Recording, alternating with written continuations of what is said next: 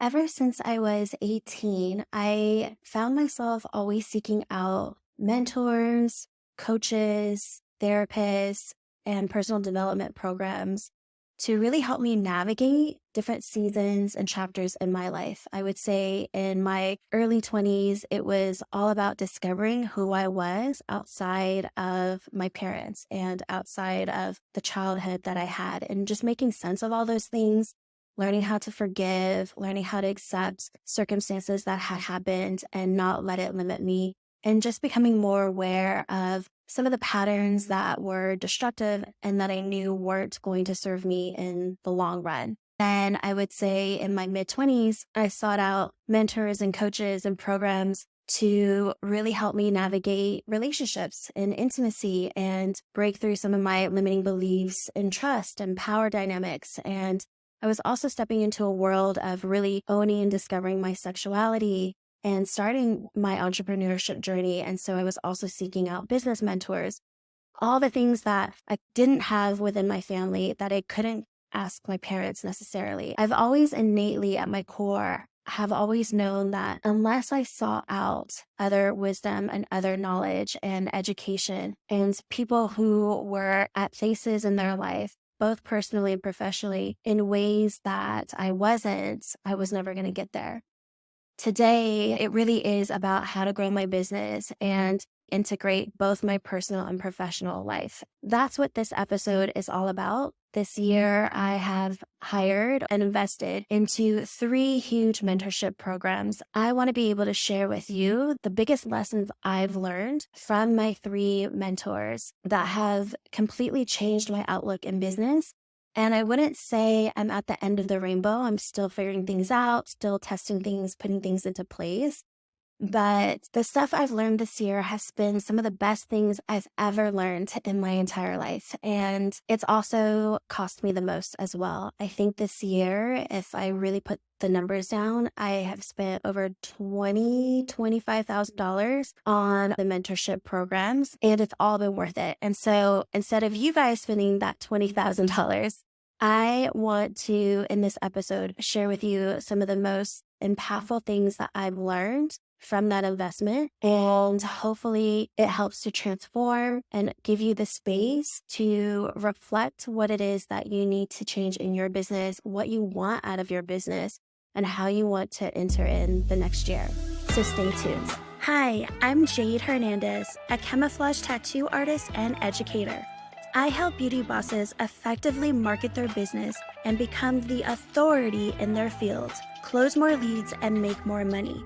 In the past 6 years, I've launched 2 successful beauty businesses to multiple 6 figures with over 100 5-star raving reviews and several media press spotlights. While most marketers will tell you to hustle and work harder for success, I'll show you how to create more value from the inside out so that you work less, make more, and truly expand and transform your business and life. This is the Beauty Expanded podcast. One of the best things that you can experience in life is a change of perspective. A lot of what we do and we don't do is within our minds.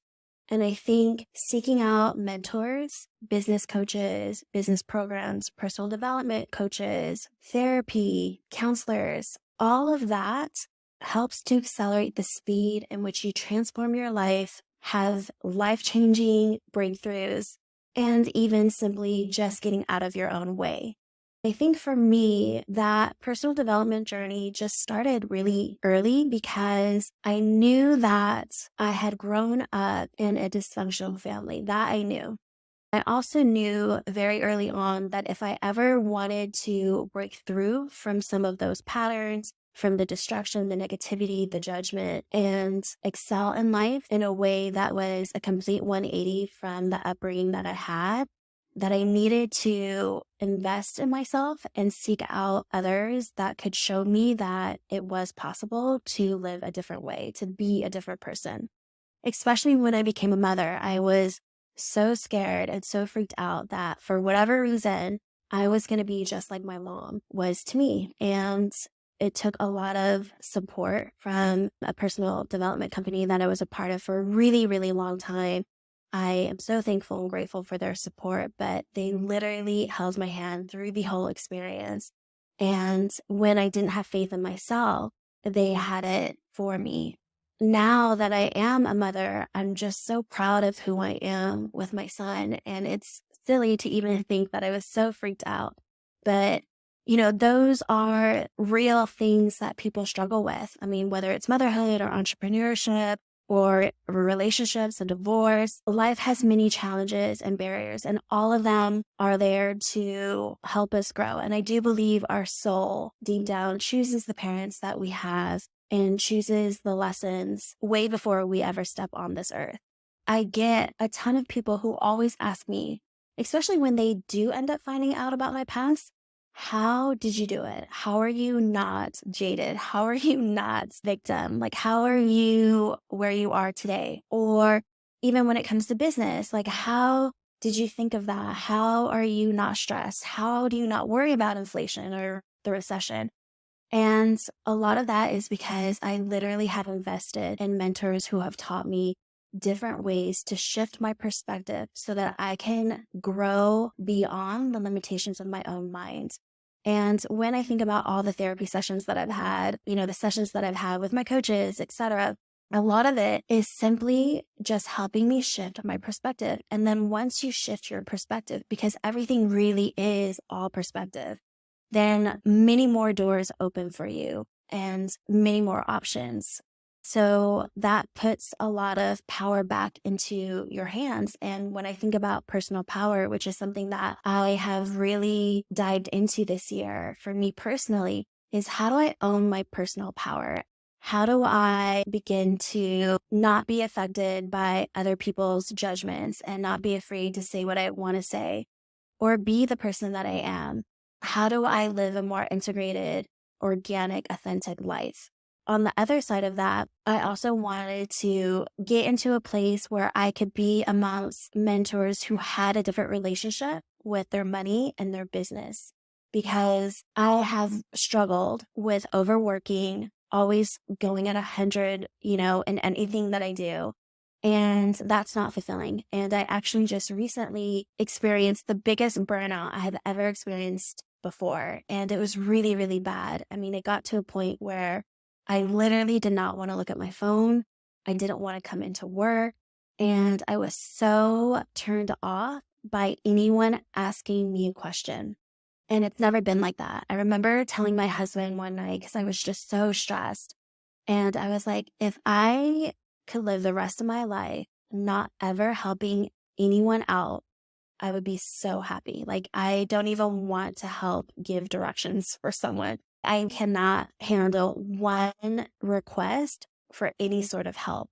And I know that that's not me. That is not my life purpose. I know that's not why I'm here on this earth. But I was so burnt out and disconnected and actually kind of angry, not only with myself, but just with people in general.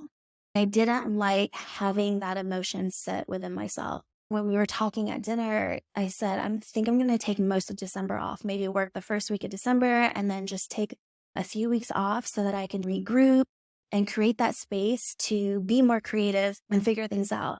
But I really, really just need space to do nothing. And I remember him asking, well, what are you going to do with your business? And I was so pissed. He didn't say anything wrong, but I was just so burnt out that I was like, I don't fucking care. I don't care about my business. I'm going to just let it go. It'll be fine. I have money saved up. Don't worry about that. He wasn't asking me that question in a place of fear of, well, what are you going to do? You just can't stop working. In fact, he was asking me from a place of curiosity, like, well, what are you going to do with your business? Like, what's your goal? But I was so burnt out that that question in itself felt like someone was asking me for something, which was to make a decision about the growth of the business, for the well-being of the business. And that's when I realized I needed to just take a few days off. It's funny how the universe works, because you can only go at 100 miles per hour for so long until you end up getting sick, until something physically happens to you that forces you to shut down. I'm pretty sure we got COVID. I didn't get tested, but all the symptoms were there. So I was forced to shut down. And typically, even if I'm sick, I'll still work. But this time, I literally could not muster up enough energy to do anything. I think I slept for 2 days straight and then slowly came back to life. And I had that brain fog, which made it really difficult for me to focus on my business. So instead of exerting more energy and fighting that fog, I just succumbed to it. I signed up for a painting class online that I've always wanted to do. Started painting and creating art from a solo act that didn't require anyone to be a part of that. I wasn't creating art for anyone. I wasn't creating it for money, for business, or anything like that. It was just simply for me to try something new, be new at something, and just do it simply because I wanted to. Through that, I finally got back into alignment. But it was a big learning lesson for me because, again, I had never experienced that sort of burnout before. And I know that deep down, that's not what I'm here to do, which is, not help people. I think all of us here have a purpose, and it does involve communities and it does involve helping people in some way. But it was a great lesson for me, and I'm so grateful for that. So with that being said, I am diving back into my mentorships, reviewing some of the past recordings that I've missed, and I will be taking some time off in December to get into a place of being and resting so that I can really figure out what I want to do next year for our business. I think I'm the type of person that's always evolving, so that isn't new to me, but I still don't have a very clear idea of what that looks like and what I have envisioned for next year. I do know from the burnout some of the things I don't want, so that's a starting point, but I'm not really quite sure how it all looks for next year and what I want.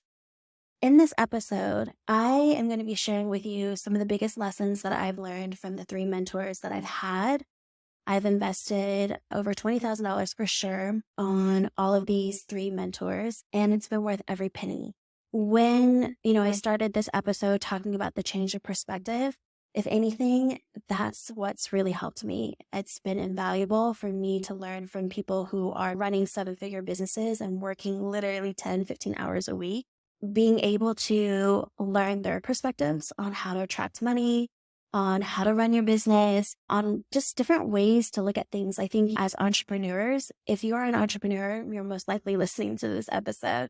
And it's because we do think of things differently. We create things out of our own dreams and our thoughts. And that's what entrepreneurs do, is we do think of things differently. What these mentors have helped me with this year is help shift my perspective on work-life balance, on money, and how to run your business. I'll include in the show notes their podcasts. All of them run their own podcasts, so you can check them out and check out their episodes. And of course, check them out online, Instagram, all of that stuff. I will share that in the show notes, but let's begin. The first mentor that I'm going to introduce you to, his name is Jim Fortin, and he's a subconscious transformational coach. The reason why I was drawn to Jim is because last year, I've done a couple episodes on this, but last year I was in a place where I really wanted to focus on mastering my relationship with money. My business was running smoothly. My relationships were going great. My health was going great as well. So that was the one piece, like if I were to kind of measure everything out in a chart, that was the one piece that was the lowest. Not that it was bad, but I knew that there was a lot more room to grow in regards to money. And I remember I was listening to someone else's podcast and they were actually interviewing Jim Fortin. And I was just completely drawn to him because he explained things so differently when it came to money and tapping into your subconscious, retraining your subconscious mind. And I remember specifically, he said, money is the easiest thing to attract. Like, what? I had never heard anyone ever say that.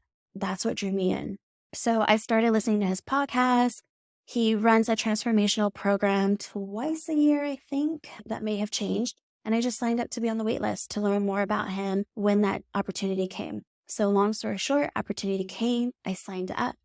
And I learned so much about my own subconscious reprogramming, and about money. And it was a really great program because small things that I would implement into my business and into my subconscious and into my mind completely transformed the way that I view money now today. I used to be the type of person that would always check my bank account on a daily basis. I would make great money, but I was always afraid that I would lose it. I would just hoard it and just have such a tight grip on it. As you can imagine, that's stressful. And then you get to a point where you can't even really enjoy when you do make money because you're always focused on when is the shoe going to drop. Today, that's completely shifted. I rarely check my bank account. Actually, this morning I did. I was like, you know what? I should probably check my bank account just to be sure everything's okay. And I just checked it. I don't freak out. I'm not in fear. I'm not afraid when things are a little bit slower. I'm not afraid of inflation. I'm not afraid of the recession. I have a very, very loose grip on my money. I donate and give money and tip more generously than I ever have before without any fear that somehow if I give more, I'm not going to get it back in return. It just flows. It's so easy. I don't stress about it. It's one of the last things that I think about. This year, I have definitely grown my business, almost doubled my sales than I have last year. A lot of that I can attest to is through Jim Fortin's transformational program. One of the biggest things that Jim talks about in the beginning of his program is you are where your attention is. And I really love that because if you are freaking out about money, then all you're going to do from a vibrational standpoint is begin to attract more scarcity and more fear in your life. The easiest way to explain this and like how powerful our mind is to think about the last time you were upset with someone or frustrated. The more you think about that person and what they did, the bigger it becomes in your head, the more entrenched you are in it, the more mad you get. You begin to feel it in your body and it just keeps brewing and brewing and magnifying. That's where Jim begins his program is he begins to help you understand how your mind works and how powerful it is. And also that you are the thinker of your thoughts and that you actually have the power on what it is that you spend your attention on. Today, for an example, a lot of artists in some of the forums are talking about how things are slow and the recession and inflation, and they're freaking out about their businesses. I'm hearing about layoffs from clients that are coming in, and I'm seeing it on Facebook. I'm noticing it, but I'm not becoming succumb to it. Like it doesn't have to be my circumstance. That doesn't have to be my reality. A lot of times with Jim, he does ask you, where is your attention? And wherever your attention is that serving you? Because if it's not serving you, how else can you think about this? Where else can you point your attention to that is actually going to serve you? That's going to be more resourceful for you. The reality is your thoughts are illusions. They're fleeting. They're just like emotions. You can be happy one minute and then get a negative comment online or talk to a friend who said so-and-so said this about you, and you can immediately be upset. It's very fleeting, just as our thoughts are. But what's real is our ability to think, and we are the thinker of our thoughts. So if our thoughts are just illusions, we can begin to control our thoughts by what it is that we want to think about and where we focus our attention on. This has been huge, especially when it comes to money, because people who struggle with money always obsess over money. And yet people who make a lot of money rarely ever think about money. So it's almost kind of like, as he says, the people that are most stressed, that don't have a lot of money and let that consume them, that circumstance, that reality, are the ones that quote unquote need the most money. And yet, isn't it interesting that the people that have the most money, they don't need it, but they're the ones that have it. And I just really love how he explains and opens up the doorway for us to begin to explore the limiting beliefs that we have, and how he is a prime example of someone who grew up in poverty and all through his subconscious mind began to change his circumstances, his perspective, his world, and now is a billionaire who lives in Sedona in a beautiful home and like literally works 10, 15 hours a week, just living his best life. The other thing that Jim talks about is if you have low self-worth, then you can't value the value that you create. And this was instrumental for me as a business owner, and that I always try to instill with my students who train with us, is that you have to value the value that you create. And if you innately have a low self-esteem, low self-worth, then it's going to be impossible for you to hold the value, for you to own the value that you create, and ask and receive the prices that you want for your business and services. That was huge. And I remember during that week, he had suggested a few books for us to read, but really it was answering a set of questions that really got you to reflect and honestly look at how much you love yourself. And I know it sounds so simple, but I would say a lot of us struggle with our own self-worth, our own confidence. We see clients every week who have a low regard for themselves. It's very easy for us to be extremely critical of our looks, of our accomplishments. We tend to focus on the negative, the lack, right? We're not doing enough. There's more things for us to do. We're not where we want to be. We're a failure, all of those things.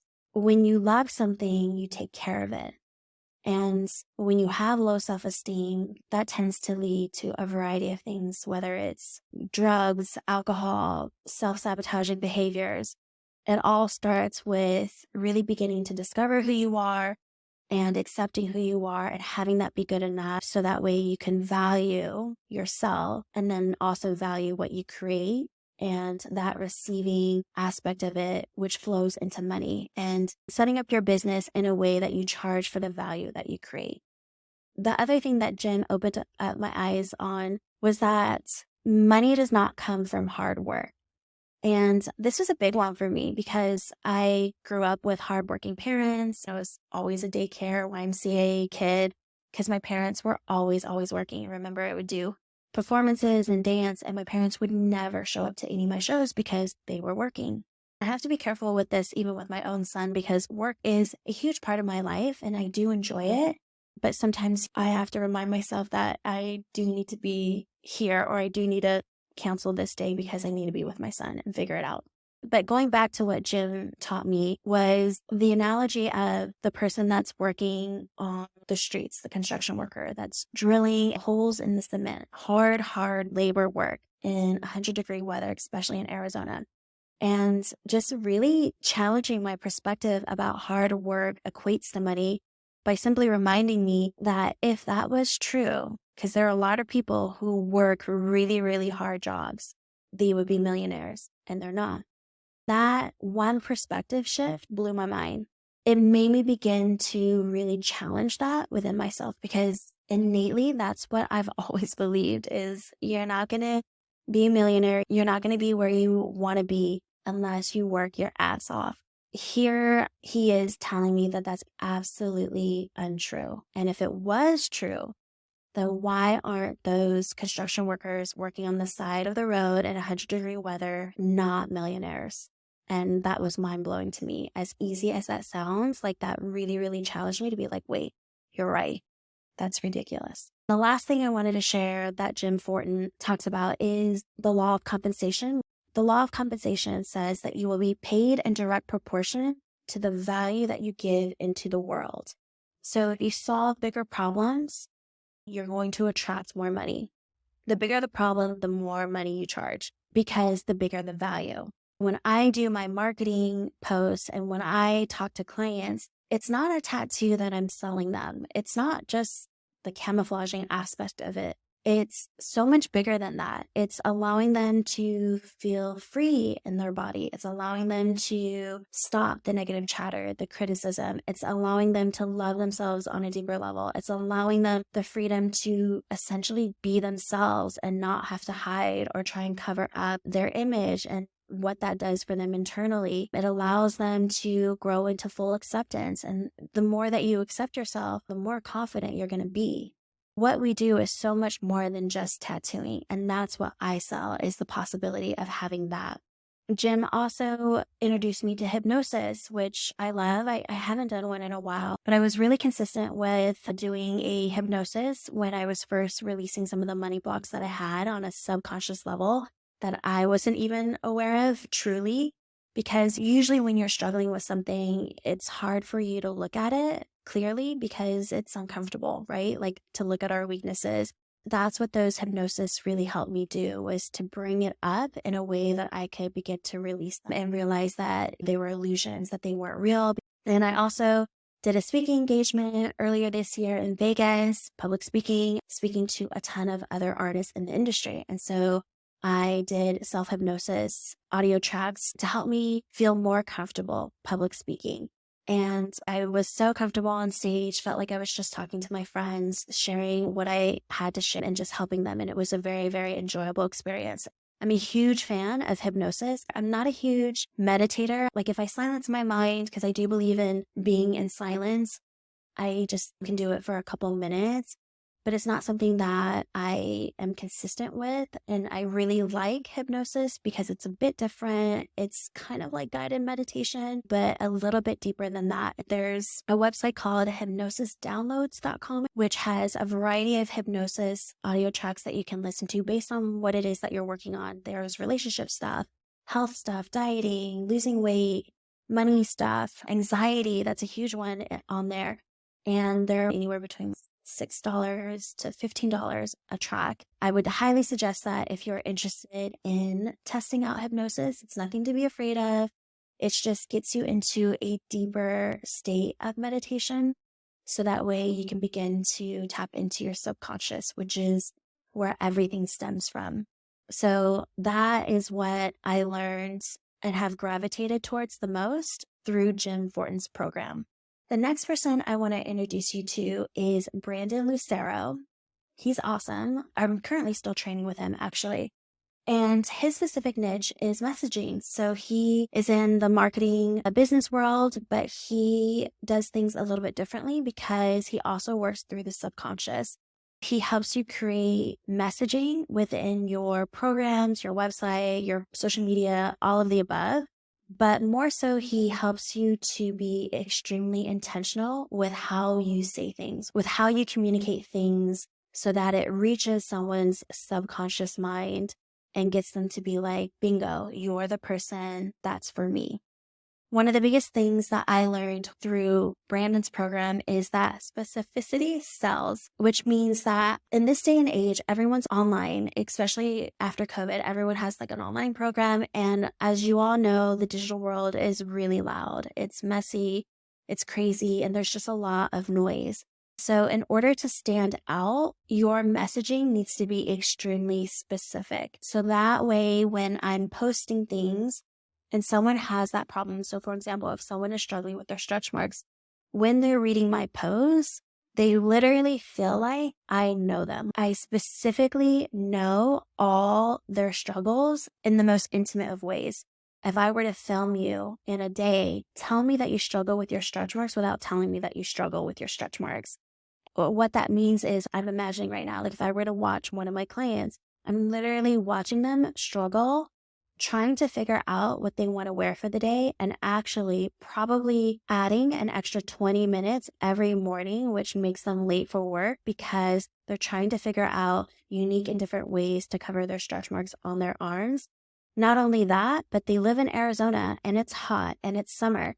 They feel that they're going to get judged either way for having their arms exposed in a tank top where there's stretch marks, and or covering them up in a long sleeve in 100-degree weather is still going to get eyeballs and judgment towards them. So they're fucked either way. So that's just an example. That's how specific you need to be with your messaging. It's literally thinking of ways that show you know your clients struggle in the most intimate of ways. And that's what makes your marketing and your messaging, that's what's going to make it stand out amongst everyone else who's just talking about covering your stretch marks or camouflaging your stretch marks so that you can feel confident. The other thing I learned from Brandon is that 70% is perfection.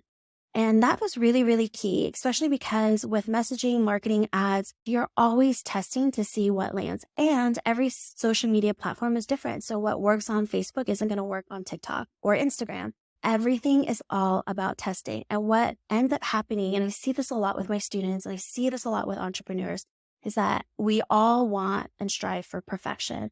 But what ends up happening is perfection leads to procrastination, because a lot of people will hold off and waste time from actually launching their podcast, for example, because things aren't perfect, because they don't have the perfect name, the perfect logo, the perfect branding colors, the website, etc. I really love this concept from Brandon, because he's like, if 70% of it is done, if 70% of it is clear, that's perfection. Like, just run it, because there's no way you're going to get close to perfection unless you just put it out there. And even if it fails, even if it bombs, you're still one step closer through that experience on how to pivot it, so that way you get closer to what it is that you need it to be. Really, in the grand scheme of things, when we want something to be perfect, it just stems from our own insecurity and fear. Because if we were really to think about what perfection is, like, what does that actually mean? We never take the time to really figure out what that endpoint is, like, for it to be perfect. We're just always striving for perfection, but we actually haven't truly defined what perfection is. Because if we were really going to define what perfection is, when does it stop? Is perfection when you have that perfect website, branding, logo, perfect website photos, profile photo? When does it stop? And it never stops.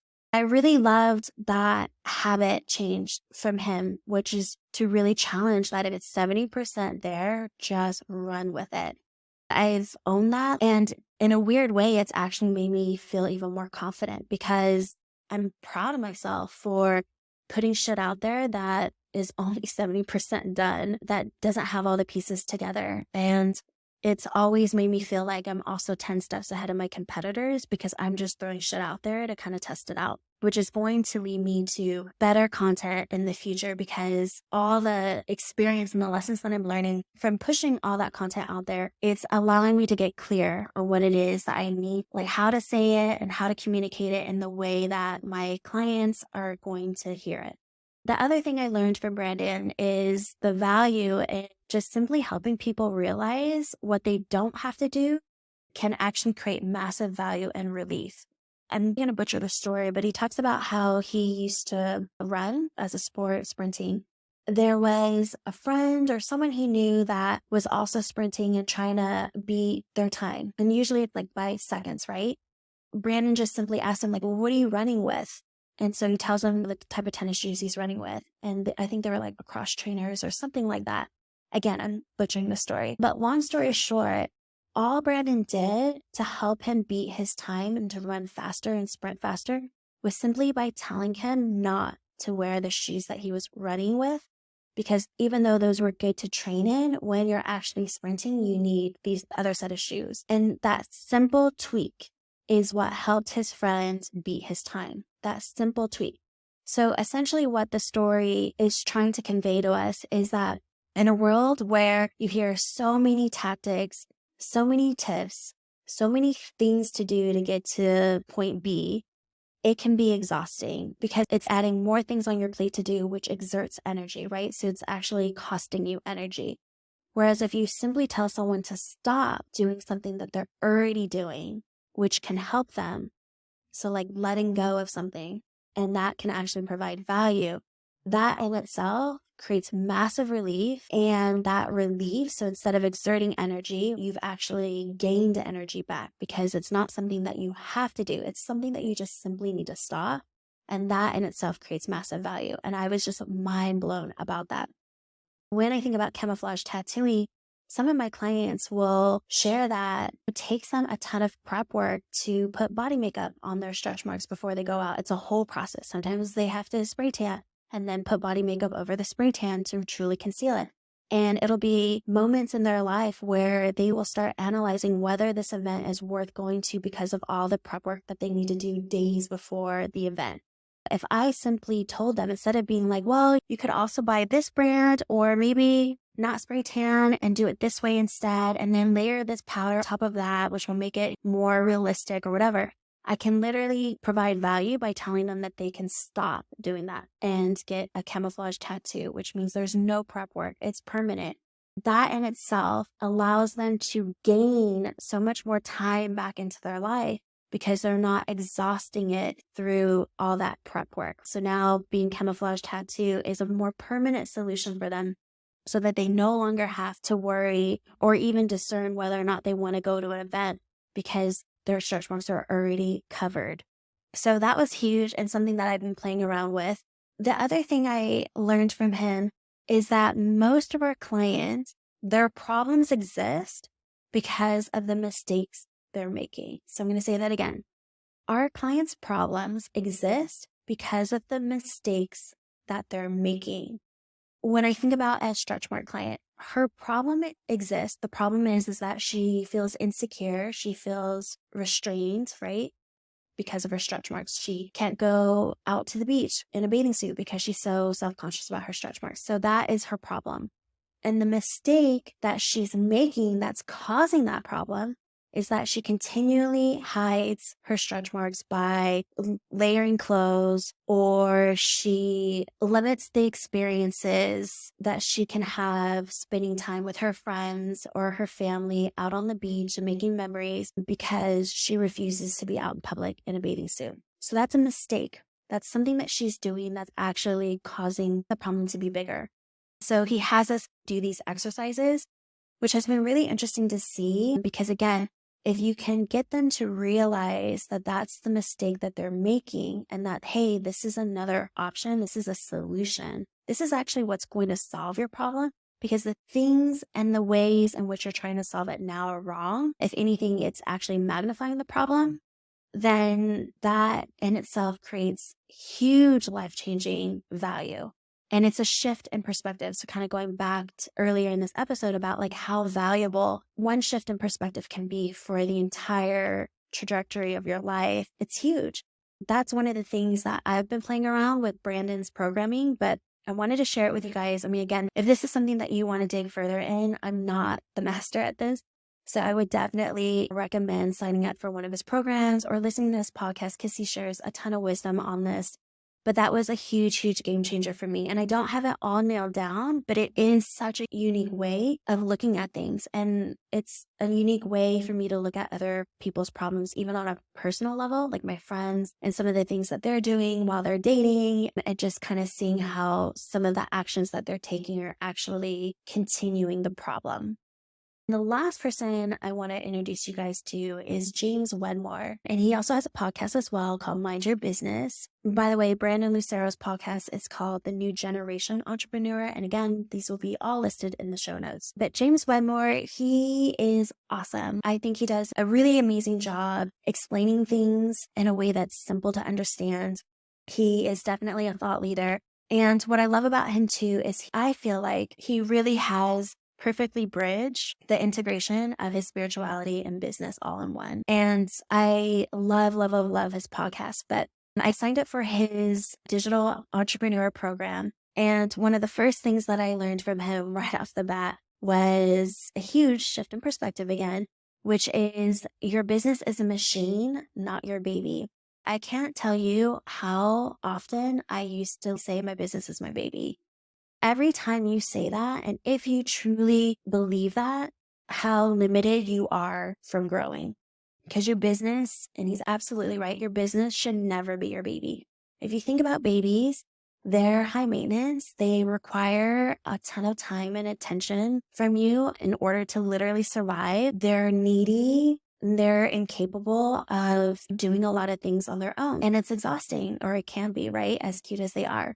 If you continually think of your business as your baby, you will always be tied to your business. You would never have any balance. You'd have no social life. And I think if you continually think that your business is your baby, you're going to eventually burn out and resent it, which is exactly how I felt a month ago. One of the things that James does in his program is really helps you begin to shift that thought from your business is your baby to running your business and beginning to make decisions as if it was a machine.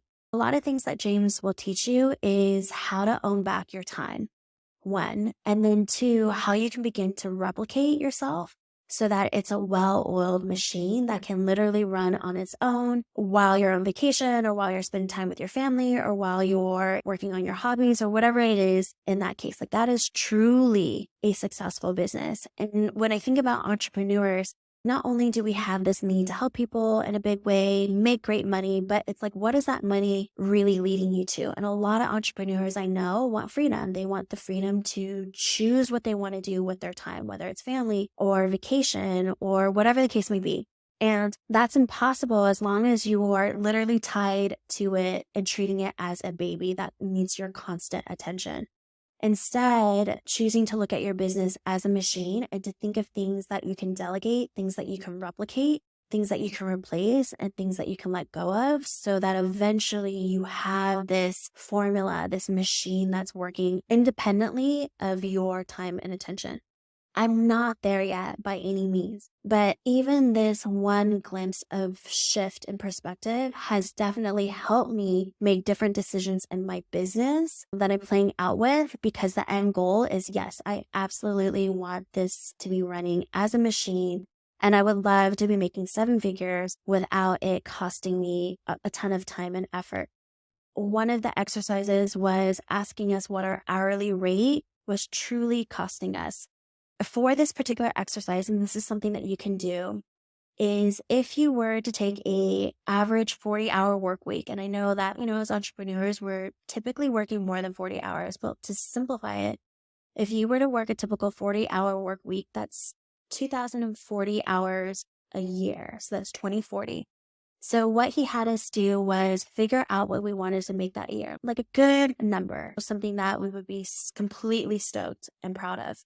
If we put in a number, so I'm just going to use this example. So if I put in, I want to make $500,000 this year, and then I divide it by 2040. So if I were to work a 40-hour work week and make $500,000 a year, what would my hourly rate be? What would that actually cost me? So you take $500,000, you divide it by 2040, and you get 245. So that would mean that my hourly rate is $245. So when you think about all the things in your business, you create a work diary starting from the moment you wake up to the minute that you fall asleep. Every little thing that you do in your business, including getting back to phone calls, texting clients, checking your emails, deleting your emails, scheduling, rescheduling, taking payment, doing the services, doing the sales, managing the employees, their schedules, etc. Plus your marketing, right? Posting content, editing your video, putting it all together. He had us write down like a work diary. And if you begin to think like, okay, this 1 hour that I spend every day literally checking my emails, deleting and unsubscribing from junk or whatever the case may be, this one thing is costing me $245. It's like, would you pay someone to actually do that for you? Would you pay an employee in your business $245 to literally check your emails and clean up your inbox? The answer would be hell no. So why are you doing it yourself? He really helps us to begin to look at our time differently and what that truly is costing us in our business. And is it productive, right? Would I literally spend $245 an hour for someone to check my inbox? Hell no. That begins to kind of put it back on us in regards to being responsible on why it is that we're still doing that ourselves. So one of the first things that James had me do was hire a virtual assistant. And I hired a virtual assistant in the Philippines. She's awesome. I love her. Instead of it costing me $245 to go through my email every day, I pay her $100 a week, not an hour, a week, to literally clean my inbox and to unsubscribe junk. And she even organizes it and creates labels and folders and puts all those little things in there so that we can track everything, all of the people that are applying for training, bills, whatever the case may be. And she has other things that she does as well for me. So when I began to break that down, I actually gained more time because it allowed me the space to do other things that were going to be more productive and worth, like in regards to the value, actually worth $245. That begins to kind of help you run and think of your business as a machine. Like, what can you actually let go of? And what's truly, truly costing you? Because that hour spent cleaning up my inbox a day can be better served doing this podcast or servicing my clients, like literally tattooing people. That was a huge eye-opening exercise for me. And hiring a virtual assistant, once you hire one, you'll wonder what took you so long to do it. And there's so many other people out there that can do editing for you for videos, social media, all of that stuff. It's beginning to delegate those things to someone else and pay them a fraction of the cost that is actually costing you dollar-wise from you being able to meet your goal. The other thing that James talks about a lot too is that the quality of your life is determined by the quality of the questions you ask.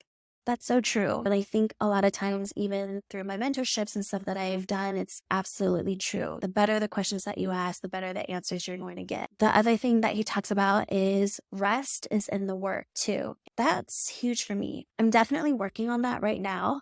Hopefully next year I can say I've been successful and that my whole life's changed because of it.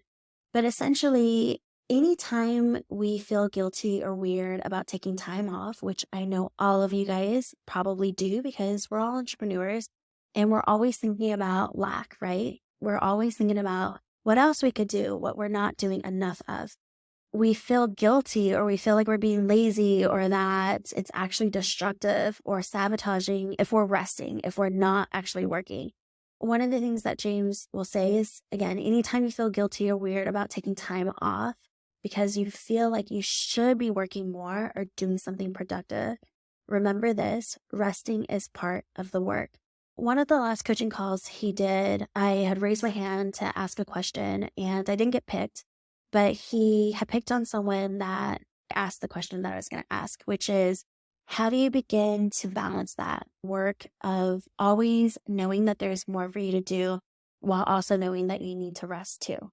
When you think about it in energy, there's the feminine and masculine. So masculine energy is a lot of doing. It's the action. It's taking control. It's doing. Feminine is the opposite of that. So it's where creativity lies. It's space. It's beingness. It's being present. It's resting. I love the way he answered it because the way he explained it was once you begin to honor the resting, the feminine energy as much as you do for the masculine energy, you won't struggle with this anymore. You'll find balance. It's like the more that you can respect the creative process, the beingness, the silence, the presentness, the more that you can begin to respect that, the easier it will be. And it's so true because I know from personal experience, I don't respect it as much. I do value and tend to have a habit of respecting the action part so much more, right? Just do it. That's the society that we live in. Do more. It takes hard work. You got to work long hours if you're going to be ahead. If you want to be number one, you got to do things that everyone else doesn't want to do. And it's, again, that doing. It leads to burnout because it's not a sprint. Everything that we do is a marathon. And even people who run marathons need to rest. They need to drink some water in order for them to truly finish the race. We forget that in the feminine energy, the creativity is what actually builds your business. The creativity is the ideas and the thoughts that begin to make you stand out. It's the things that lead you to be unique. It's the thing that leads you to be different in a world that's full of noise and copycatters and all of that stuff. So we forget that as long as we're doing, there's no way that we can stop and think outside the box and to be really creative and to think differently. That's where the rest is, right? And then also the rest is where we can become more present with what it is that we want and become more in tune with others as well. It's really interesting because I definitely think I have more comfort in the doing, and I'm beginning to challenge myself to be more comfortable with driving in my car in complete silence and providing space and freedom to not do anything and to kind of see where that leads me. Because I think sometimes if you're just in silence for the end goal to come out with something, that is basically another way of just doing. I'm not all the way there yet. It's something that I'm still practicing, but I'm looking forward to it. And I definitely know it's needed in my business as I'm evolving into this new chapter, and I don't really know what that looks like for next year. But I do know that I need that time to rest, and that's what I'm really looking forward to in December. On the same token, not trying to give myself pressure that if I take 3 weeks of rest and I don't actually have a clear picture of what next year is going to look like, that somehow I failed. And that's really tricky and something that I'm going to be very aware of now that I'm saying it on a podcast. The other thing and the last thing that I really liked James's perspective on is asking yourself, what do you need to let go? A lot of us ask as entrepreneurs and business owners, we constantly ask ourselves, what else do I need to do to accomplish more? What else can I do? What else do I need to do? What more do I need to do? Oh my gosh, I need to do more. I need to do this. I need to get better at this. I got to start this, without ever taking a moment to discover what's holding us back. What he means by that is, instead of asking ourselves, what more can we do? We really should be asking ourselves, what do I need to let go of? That's been huge too. In my business, it's being okay with letting go of certain clients, because even though I know I can help them, doesn't necessarily mean that I should be the one to do it. And being totally okay with setting some boundaries in my business and letting people go, literally saying no to them. And I'm sure as I reflect on this, there'll be other things that I can think about, but I just really loved that lesson from him, because we can get so wrapped up, especially as we are ending the year and thinking about our New Year goals. We can get so wrapped up in all the things that we're not doing enough of. And as entrepreneurs, it will never stop. We'll always have something more to do, because even when we reach that more, there will be still more to do. So it's really about, instead of adding more things on my plate, what can I let go of? What can I let go of that doesn't serve me? What can I let go of so that this is a more enjoyable experience for me? What can I let go of so that I truly love every little bit of action and time that I spend in my business? So again, it's a really great question to ask yourself, maybe even journal about it. It's definitely going to be something that I look deeper on as December comes up. But it's one of my favorite things that has opened up my mind a bit more through James's program. I hope you guys found this enjoyable. To be honest, there's so many more things that I've learned from them. It's been an incredible experience being a part of their mentorships. You'll get another episode in December. I'm sure there'll be some new exciting things happening as I take a step back from my business a bit. We just hired an artist, and so hoping that she could start servicing more of our clients. Not that I'm like completely hands off of my business, because it's not a machine just yet, but just kind of slowing down and allowing myself to have the space to be creative. So I am excited to kind of see what that leads me to, and being open to all of the experiences. Thanks so much for listening, and I'll catch you guys on the next one. Bye. Thank you so much for tuning in. I'd love to connect and help you more. If you have a question you'd like for me to answer, please send it to jade@studioconceal.com. That's JAYD@studioconceal.com, and I might highlight it on my podcast. I find what's often personal is most general. So if this episode helped you, please share it with a friend who may need the encouragement and inspiration. I'll catch you on the next one.